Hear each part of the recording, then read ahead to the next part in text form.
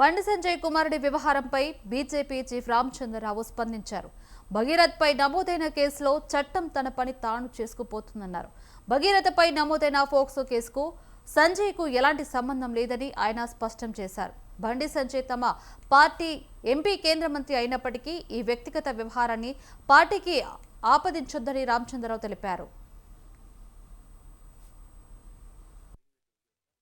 Incident అదే కుటుంబంలో జరిగినటువంటి ఒక ఇన్సిడెంట్ పార్టీకు అది సాహసం లేదు.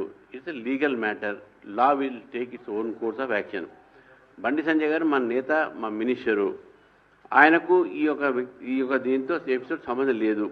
ఒకవేళ వాళ్ళ కుటుంబ సభ్యులు ఏమైనా ఇన్వాల్వ్ అయి ఉంటే that will be investigated by the police.